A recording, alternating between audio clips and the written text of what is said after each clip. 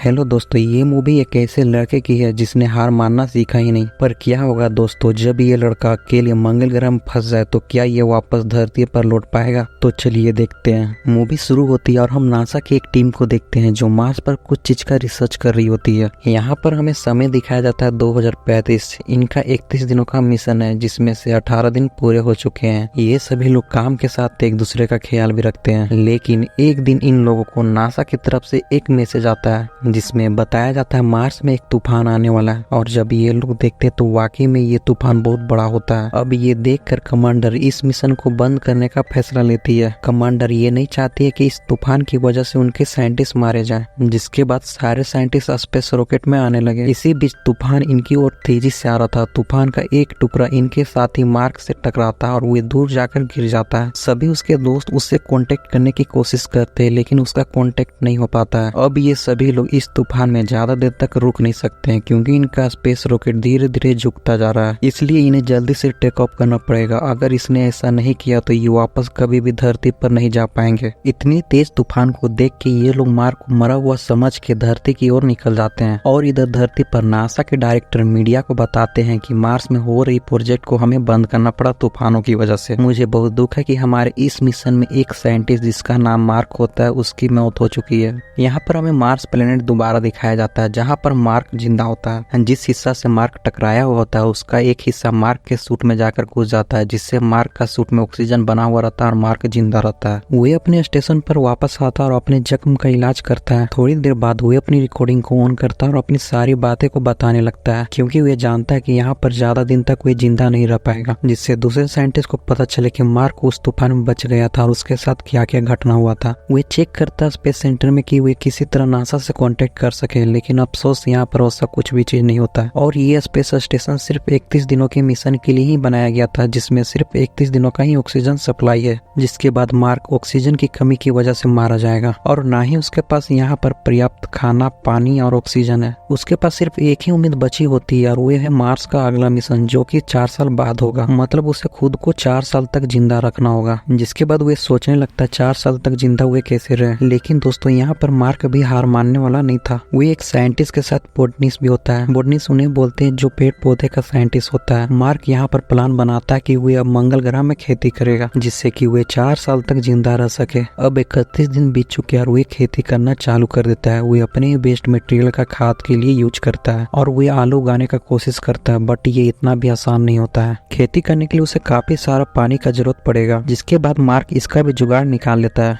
दरअसल उसका आइडिया होता है हाइड्रोजन के साथ ऑक्सीजन मिलाकर उसके कुछ फॉर्म को जलाया जाए, हो सकता है उससे पानी निकल जाए। जिसके बाद वो कोशिश करता है और एक तेज धमाका हो जाता है। लेकिन मार्क यहाँ पर इतनी जल्दी हार मानने वाला नहीं था। वो फिर से ट्राई करता है और इस बार वो पानी बना लेता है। और इसके बाद हम एक पौधे को उगते हुए देखते हैं। मतलब मार्क ने यहाँ पर खेती कर ली। दोस्तों ऐसा पहली बार होता है कि कोई इंसान मार्स पर खेती की हो, और ये देखकर मार्क काफी खुश हो जाता है। और इधर धरती पर किसी को नहीं पता होता है कि मार्क जिंदा है और उसका फ्यूनल कर दिया जाता है। इसके बाद मार्स मिशन के director Vinson Kapoor satellite expert मीडी को कुछ फोटो भेजते हैं। इन फोटोज को देखकर मार्स में हो रही हलचल से इन्हें पता चल जाता है कि मार्क अभी भी जिंदा है। लेकिन अब परेशानी ये है कि अब ये मीडिया वाले और बाकी सबको क्या जवाब देंगे, क्योंकि ये पहले ही बोल चुके थे मीडिया में कि मार्क मर चुका है। डायरेक्टर की टीम बोलती है इस बारे में मार्क की टीम को नहीं पता चलना चाहिए क्योंकि अभी उन्हें 10 महीना बाकी है धरती पर आने के लिए। इस बारे में जब उनकी टीम को स्पेस में पता चलेगा तो उन्हें उनके मिशन में काफी दिक्कत आ सकती है। विंसन कपूर बोलते हैं कि मार्क हमसे 5 करोड़ मील दूर है, हम उसे ऐसे नहीं छोड़ सकते हैं। जिसके बाद विंसन कपूर सारे मीडिया वाले के सामने प्रेस कॉन्फ्रेंस करते हैं और वहां पर बता देते हैं कि मार्क अभी भी जिंदा है। जिसके बाद ये न्यूज आग की तरफ फैल जाती है। दूसरी तरफ हमें मार्क दिखाया जाता है जिसके 70 दिन पूरे हो चुके हैं मार्स प्लेनेट में। वे हो रही मार्स के अगली मिशन एरिस 4 के लोकेशन पर पहुंचने का कोशिश करता है, लेकिन वे यहाँ 3000 किलोमीटर दूर है। इसलिए वे दिन को बैटरी को चार्ज करता है, रात को सफर के निकलने की तैयारी करता है। और इधर धरती पर सभी लोग उसे बचाने का प्लानिंग करने लगते हैं। और इधर हम दोबारा मार्क को देखते हैं जो फाइनली मार्स में आलू उगा लिया। अब अगर उसे धरती पर लौटनी है तो उसे नासा से किसी तरह कांटेक्ट करना ही पड़ेगा। उसके बाद उसे एक आइडिया आता है, फिर वे कुछ ढूंढने लगता है और इस डिवाइस का नाम होता है पाथफाइंडर। बहुत मुश्किल के बाद फाइनली उसे पाथफाइंडर मिल जाता है। बट प्रॉब्लम ये होता है कि इसमें कुछ खराबी होता है, तो इसे मार्क ठीक कर देता है। यहाँ पर मार्क की इमेज देख के पता चल जाता है कि विंसेंट क्या करना चाहता है। वे फ्लाइट लेकर कैलिफोर्निया पहुंच जाते हैं और वे 1997 के उसी मिशन की टीम से मिलते हैं ताकि वे पाथफाइंडर की मदद से मार्क से कांटेक्ट कर सके। ताकि वे मार्क से बात कर सके। कुछ देर बाद ये डिवाइस को ऑन कर लेते हैं और इसमें से एक कैमरा निकलता है, लेकिन यहाँ पर एक प्रॉब्लम होता है कि वे मार्क से सिर्फ हाँ ना में ही कांटेक्ट कर सकते हैं और इस मैसेज को पहुंचने में 30 मिनट का ड्यूरेशन लगता है। मतलब दोस्तों यहाँ पर अगर आप हाई का मैसेज भी अगर सेंड करते हो तो धरती में आपको 30 मिनट के बाद ही वे रिसीव होगा, जिसमें बहुत ज्यादा टाइम का बर्बादी होता है। जिसके बाद नासा वाले मार्क को एक कोड भेजते हैं और उस कोड को मार्क जोड़ देता है। ये देखकर नासा वाले की टीम को बहुत अच्छा लगता है और मार्क को जब ये पता चलता है कि उसके टीम के मेंबर को पता ही नहीं कि मार्क जिंदा है, तो ये देखकर मार्क को काफी गुस्सा चढ़ता है और इनको काफी बुरा भला सुनाता है। जिसके बाद नासा वाले मार्क की टीम को सच बता देते हैं और ये सुनकर उनके टीम वाले काफी शॉक हो जाते हैं। कमांडर बोलते हैं कि ये सभी मेरी ही गलती है, मैंने ही मार्क को वहाँ पर अकेला छोड़ दिया था, जिससे वे अकेला वहाँ पर फंस गया। इधर नासा की टीम एक स्पेसशिप बनाना शुरू कर देती है, जिससे वो मार्क को फूड और बाकी जरूरतमंद चीजों को सप्लाई कर सके, जिससे मार्क 4 साल तक सरवाइव कर पाए। इसे बनने में 6 महीना का टाइम लगने वाला था, लेकिन डायरेक्टर के बोलने की वजह से ये 3 महीना में ही बन जाता है और आज इस स्पेसशिप को लॉन्च करने का दिन है। लेकिन यहाँ पर एक और प्रॉब्लम आ जाती है, जब ये स्पेसशिप हवा में होता है तो ये ब्लास्ट कर जाता है, जिससे इनका मिशन फेल हो जाता है। और इधर हम देखते हैं मार्क के स्टेशन में भी एक छोटा सा लीकेज हो जाने की वजह से वो ब्लास्ट कर जाता है और उसका सारा आलू का फसल बर्बाद हो जाता है। अब यहाँ पर मार्क और आलू उगा नहीं सकता है और जब मार्क को पता चलता है कि नासा का भी मिशन फेल हो गया तो उसे काफी बुरा लगता है। वो बोलता है कि मैंने हर एक परेशानी का हल निकालने की कोशिश की, लेकिन शायद मैं घर वापस कभी नहीं जा पाऊंगा। इसके बाद हमें चाइना का एक स्पेस सेंटर दिखाया जाता है, जहाँ पर इन लोगों को मार्क के बारे में पता चलता है। ये लोग डिसीजन लेते हैं कि वे मार्क को मदद करेंगे। चाइना ने एक स्पेस बूस्टर बनाया था जो समय से पहले मार्क तक खाना पहुंचा सकता है और उसकी जान बचा सके, तो ये लोग फाइनली डिसीजन लेते हैं कि ये अपना टेक्नोलॉजी नासा को दे देंगे। इसके बाद नासा का एक और साइंटिस्ट मार्क को बचाने के लिए एक प्लान बनाता है, जिसका नाम होता है रिच। वो बताता है मार्स का क्लू, जिस शिप का नाम हर्निस होता है, हम उसकी स्पीड को बढ़ाकर उसे मार्स में भेज देंगे और मार्स पर बिना लैंड किए हुए मार्क को बचा लेंगे। बट प्रॉब्लम ये है कि बिना लैंड किए हुए मार्क को बचाएंगे कैसे। यहाँ पर बेंसन बोलता है मंगल ग्रह में एक और कैप्सूल है, जिसकी मदद से मार्क मंगल ग्रह से निकल सकता है और उसके ऑर्बिट में पहुंच सकता है।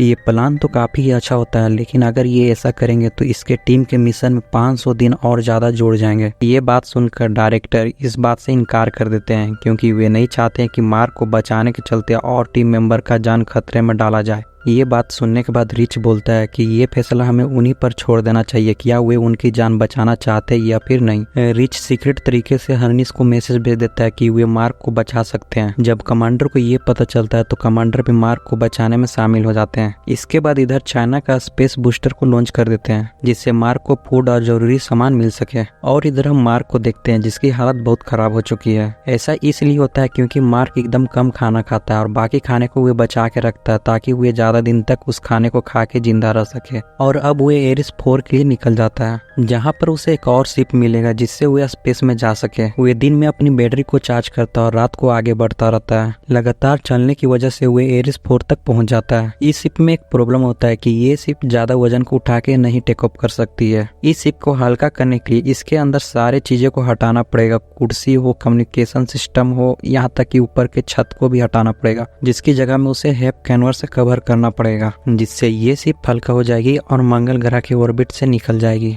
बट पैनल निकालने से ये खतरनाक हो सकता है, लेकिन इसके पास दूसरा ऑप्शन नहीं है, जिसकी वजह से मार्क को इनकी बात माननी पड़ती है और ये मिशन स्टार्ट हो जाता है। ये मिशन को पूरा अमेरिका वाले देख रहे होते हैं। सभी को विश्वास है कि मार्क को बचा लिया जाएगा। इसके बाद मार्क का स्पेसशिप उड़ान भरता है, लेकिन उसके स्पेस की उतनी रफ्तार नहीं होती है जितनी की होनी चाहिए और इधर इसकी टीम का स्पेस का रफ्तार बहुत ज्यादा होता है, जिसे देखकर कमांडर डिसीजन लेती है कि वे शिप का पीछे का हिस्सा धमाके से उड़ा देगी, जिससे कि हार्नेस का रफ्तार धीरे हो जाएगी और वे मार्क को बचा पाएंगे। और होता भी ऐसा ही, जैसे वे शिप को उड़ाती है उनकी रफ्तार धीमी हो जाती है। जिसके बाद कमांडर डिसाइड करती है कि वे स्पेस से बाहर जाएगी और मार्क को बचा के लाएगी। और वे जब बाहर निकलती है तो उसकी रस्सी छोटी पड़ जाती है, जिसके बाद मार्क अपने सूट में छेद कर देता है और वे प्रेशर से आगे बढ़ने लगता है। कमांडर की ओर तेजी से बढ़ रहा होता है कि तभी यहाँ एक और प्रॉब्लम होती है और उसका हाथ उससे छूट जाता है। बट कमांडर यहाँ पर रस्सी को लपेट के उसकी जान बचा लेती है। और ये बात जब नासा और सभी लोग को पता चलता है कि मार्क को बचा लिया गया तो सभी के बीच में खुशी का लहर झूम उठता है। नासा ने वे कर दिखाया जो आज तक किसी ने नहीं किया था। इसके बाद मार्क अपने शिप में आकर अपने सभी दोस्तों को देखता है, जिसके बाद वे बहुत इमोशनल हो जाता है। उसने अकेले ही 500 दिन मंगल ग्रह में बिता लिया, जो कि इम्पॉसिबल होता है, बट ऐसा इसलिए हो पाता है क्योंकि मार्क कभी हार नहीं माना, ना ही मुसीबत से पीछे भागा। वह हरदम डट कर मुसीबत के साथ सामना किया, जिसकी वजह से आज उसकी जान बच पाई है।